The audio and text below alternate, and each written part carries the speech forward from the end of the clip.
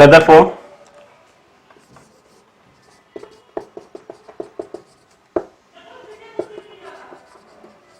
alpha scattering experiment।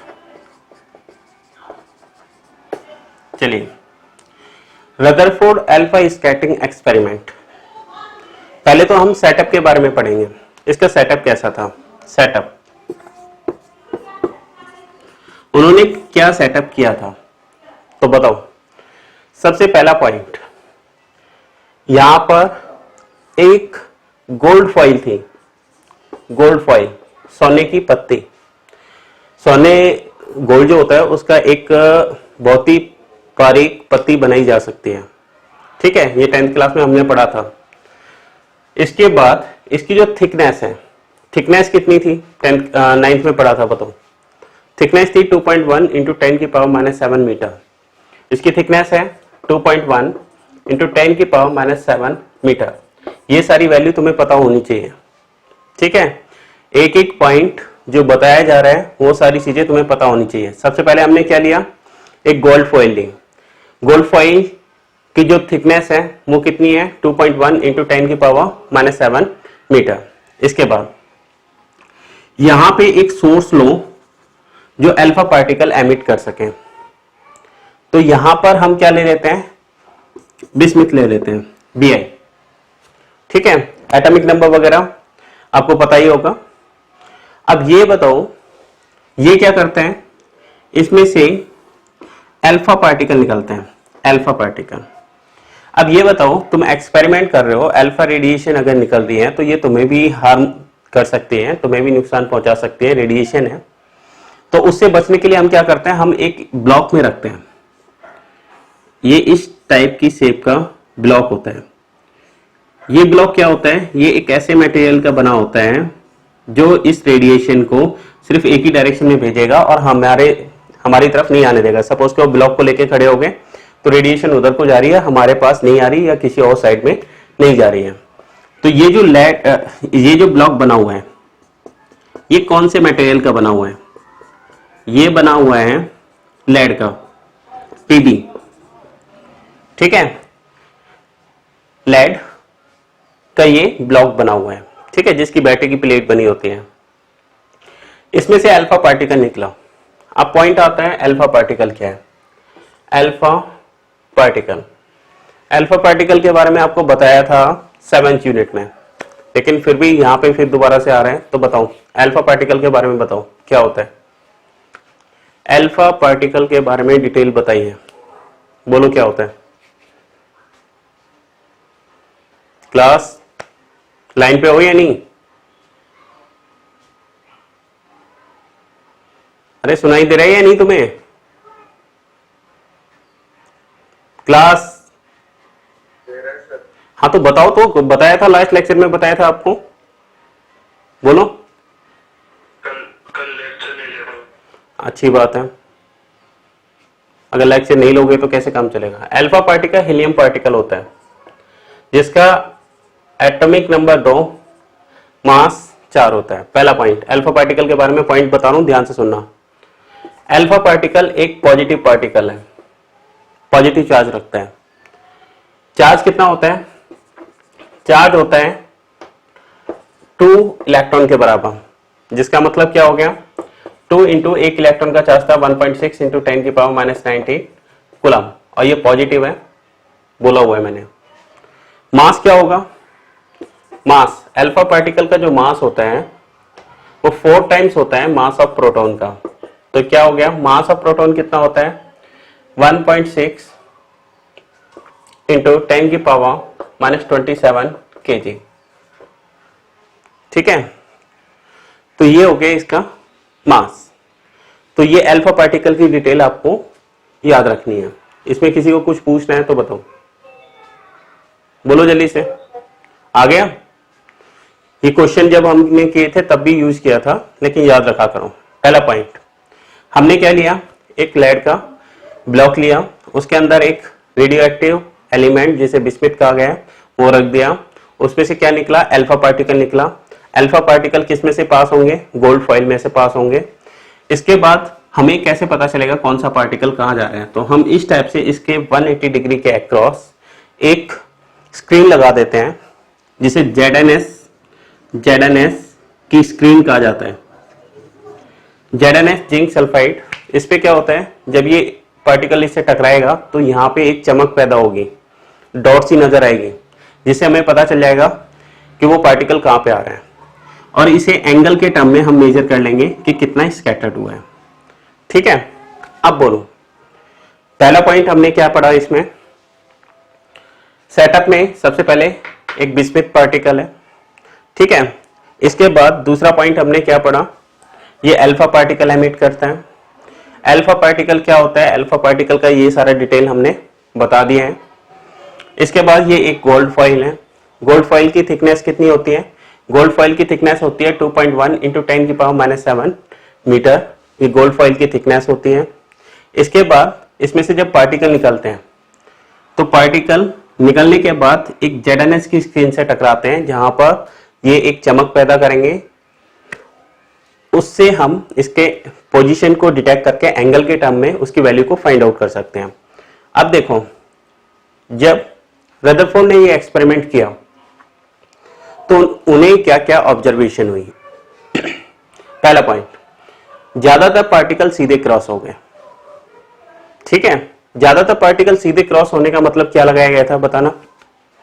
ज्यादातर particle सीधे cross होने का मतलब लगाया गया कि एटम के अंदर ज्यादातर जो स्पेस है वो कैसा है, खाली है। ठीक है, दूसरा पॉइंट था अल्फा पार्टिकल पे चार्ज कैसा है, पॉजिटिव।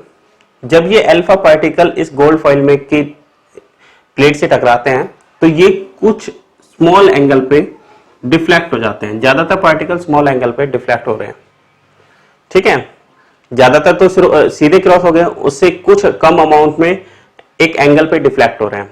ये बताओ अल्फा पार्टिकल पे चार्ज कैसा बताया, पॉजिटिव। पॉजिटिव को कौन से पार्टिकल डिफ्लेक्ट कर सकते हैं? पॉजिटिव चार्ज डिफ्लेक्ट करेगा या नेगेटिव, बताओ? नेगेटिव करेगा, नेगेटिव तो अटैक कर लेगा। पॉजिटिव पार्टिकल को कौन सा चार्ज डिफ्लेक्ट करेगा, पॉजिटिव ही करेगा। इसका मतलब क्या लगाया गया? इसका मतलब ये लगाया गया कि एटम के अंदर पॉजिटिव चार्ज है कहीं ना कहीं। बोलो, इतना समझ में आ गया?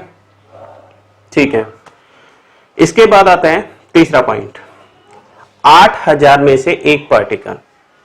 बेटा ये जो डाटा मैं बता रहा हूं कई बुक्स में 8000 में से है। 9th क्लास में जब पढ़ा था, जब 12000 में से एक पार्टिकल था, तो वो अलग अलग बुक में अलग अलग दे रखा है, तो उसे कंफ्यूज होने की जरूरत नहीं है। आप 8000 भी लिख सकते हो, 12000 भी लिख सकते हो, वो डिपेंड करता है कि टीचर आपको किस टाइप से पढ़ा रहे हैं। दोनों ही सही है एक तरह से। 9th में ऐसे बताया गया था, 12th में 8000 आ जाता है, तो उससे कोई फर्क नहीं पड़ता। तो इसमें से आपको क्या याद रखना है, 8000 पार्टिकल अगर इधर को जा रहे हैं तो उनमें से एक पार्टिकल ऐसा होगा जो ऐसे जाते हुए वापस लौट आएगा, मतलब 180 डिग्री पर डिफ्लेक्ट हो जाएगा। 8000 में से एक पार्टिकल ऐसा है जो इस डायरेक्शन में जा रहा है और इसी डायरेक्शन में वापस आ जाएगा। इसका मतलब क्या लगाएगा? ये बताओ, अल्फा पार्टिकल एक हैवी पार्टिकल है, उसका जो मास होता है वो प्रोटॉन से 4 टाइम्स होता है, बहुत भारी पार्टिकल है। इसका मतलब इसका मोमेंटम भी ज्यादा होगा। मोमेंटम ज्यादा होगा, इसका मतलब इसे रोकने के लिए बहुत सारा पॉजिटिव चार्ज चाहिए, रिपेल करने के लिए। अब पॉजिटिव चार्ज ज्यादा चाहिए तो इसका मतलब क्या लगाया गया? एटम के अंदर कोई एक ऐसी जगह है जहां पर सारा का सारा पॉजिटिव चार्ज कंसंट्रेट है, जिसे बाद में क्या कहा गया? न्यूक्लियस कहा गया। समझ में आया कुछ? पॉइंट क्या है? 8000 में से एक पार्टिकल वापस लौटा है। इसका मतलब क्या हुआ? इसका मतलब यह हुआ कि अल्फा पार्टिकल का मास ज्यादा है, इसलिए उसका मोमेंटम ज्यादा है, उसे रोकने के लिए बहुत सारा पॉजिटिव चार्ज चाहिए। इसका मतलब यह हुआ एटम के अंदर कहीं ना कहीं बहुत सारा पॉजिटिव चार्ज एक ही जगह पर कंसंट्रेट है, जिसे बाद में क्या कहा गया? जिसे बाद में कहा गया न्यूक्लियस। इस वाले पॉइंट में अगर किसी को कोई डाउट है, कुछ पूछना चाहते हो तो बताओ, बोलो। इतने पॉइंट में कोई डाउट है तो बताओ, नहीं है ना? तो देखो अगला पॉइंट क्या आता है। अगला पॉइंट आता है, अगर हम एंगल के टर्म में इसका ग्राफ बनाते हैं तो जैसे जैसे एंगल बढ़ाते हैं वैसे वैसे नंबर ऑफ पार्टिकल कम होते जाते हैं। तो ये चारों पॉइंट ऑब्जर्वेशन और कंक्लूजन के टर्म में मैं आपको एक्सप्लेन करने वाला हूं। एक बार इन पॉइंट्स में कुछ नोट करना है तो नोट कर लो। ये जो रीडिंग्स है ये सारी रीडिंग्स नोट कर लो कॉपी में, फिर मैं आगे बताता हूं। जल्दी करो इसे, बोलो बेटा। बिस्मिथ का ये रिकॉर्ड ले लेना, नोट कर लेना। Atomic number 83, atomic mass 214। ठीक है, केमिस्ट्री पढ़ रहे हो तुम तो तुम्हें याद होगा सारी चीजें। इसमें कुछ पूछना है तो बताओ, इसे मिटा के फिर मैं इसके ऑब्जर्वेशन और उससे क्या मतलब कंक्लूजन निकाला गया है वो दोनों चीजें आपको बता देता हूं। पूछना है इसमें कुछ? हो गया इतना, मिटा दूं? ठीक है, इसके बाद देखिए नेक्स्ट पॉइंट। अभी यही रदरफोर्ड अल्फा स्कैटरिंग एक्सपेरिमेंट चल रहे हैं, लेकिन इसमें कुछ पॉइंट्स मैं तुम्हें एक्सप्लेन करने वाला हूं, वो देखो। तो पहले सबसे पहले अगर इसके बारे में पूछा जाता है तो आपको ये सेटअप के बारे में पता होना चाहिए पूरा, कि किस टाइप से सेटअप किया गया है। अल्फा पार्टिकल की पूरी डिटेल पता होनी चाहिए आपको। इसके बाद आता है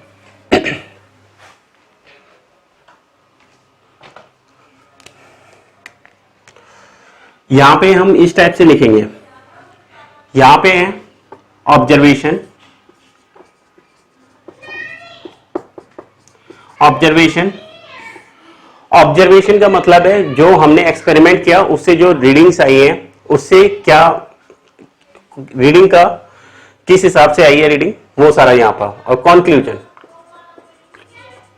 कॉन्क्लूजन का मतलब है क्या निष्कर्ष निकाला गया। निष्कर्ष मतलब जो रीडिंग आई है उससे क्या मतलब हम निकालेंगे। तो ध्यान से सुनना, एक एक पॉइंट काफी मेन है। पहला पॉइंट, अल्फा स्कैटरिंग एक्सपेरिमेंट के अंदर ज्यादातर पार्टिकल गोल्ड फॉइल से बिना डेविएट हुए क्रॉस हो जाते हैं। तो यहां पे हम क्या लिखेंगे, large number of alpha particle cross gold foil without scattering या विदाउट डेविएटेड लिखो, विदाउट डेविएटेड। ये बताओ ज्यादातर पार्टिकल गोल्ड फॉइल से बिना डेविएट हुए क्रॉस हो जाते हैं। इसका मतलब क्या लगाएगा? इसका मतलब लगाएगा it means that almost part of atom are empty। Atom का ज्यादातर पार्ट क्या है? खाली है। कैसे? ये बताओ। आज हमें प्रेजेंट में पता है कि एटम इस टाइप से है। यहां पे क्या है? प्रोटॉन और न्यूट्रॉन होते हैं। इलेक्ट्रॉन यहां पे चक्कर लगा रहे हैं, पहले में 2 और दूसरे में 8। ठीक है, अब ये बताओ अल्फा पार्टिकल आया, अल्फा पार्टिकल ऐसे निकल गए, तो ज्यादातर पार्टिकल इस टाइप से निकल रहे हैं। तो इसका मतलब क्या लगाया गया? एटम का ज्यादातर पार्ट क्या है? एम्प्टी है, खाली है। ठीक है, इस वाले रीडिंग से। दूसरा point, small number of alpha particle deflected at small angle.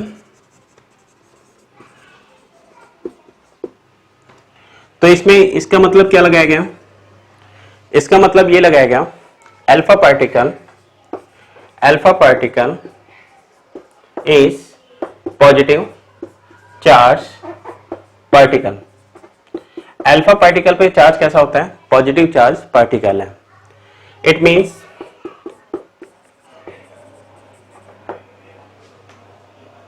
if alpha particle is repel, then positive charge is inside atom। अगर अल्फा पार्टिकल को कोई चार्ज डिफ्लेक्ट कर रहा है तो वो सेम चार्ज होना चाहिए, इसका मतलब एटम के अंदर कैसा चार्ज है, पॉजिटिव चार्ज है। ठीक है, इस पॉइंट से हमें ये पता चल गया। इसके बाद थर्ड पॉइंट क्या होता है? थर्ड पॉइंट ये आता है 8000 में से एक पार्टिकल ऐसा होता है जो 180 डिग्री पर डिफ्लेक्ट होता है। One particle in 8000 particle are deflected at 180 degree. 8000 में से एक पार्टिकल ऐसा होता है जो 180 डिग्री पर डिफ्लेक्ट होता है। इसका मतलब क्या लगाया गया? Mass of alpha particle is large, so या हैवी पार्टिकल लिखो, लार्ज का मतलब तो बहुत ज्यादा हो जाएगा। Mass of alpha particle is heavy particle, ऐसे लिख सकते हो। ठीक है, लार्ज का मतलब तुम पता नहीं कितना लार्ज ले लोगे, तो यहां पे लिखो alpha particle are heavy particle, so its momentum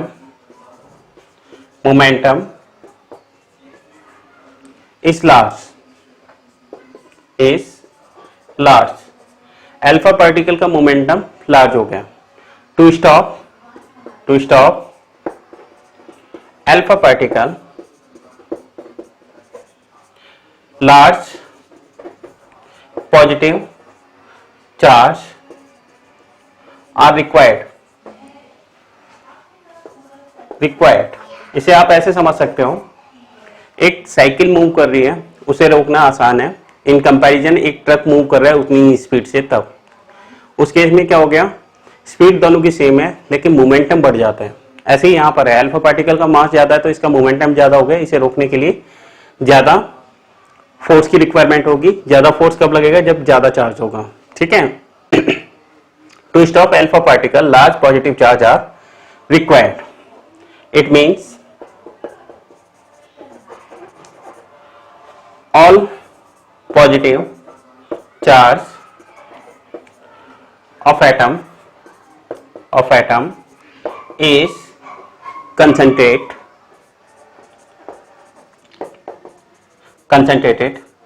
at a point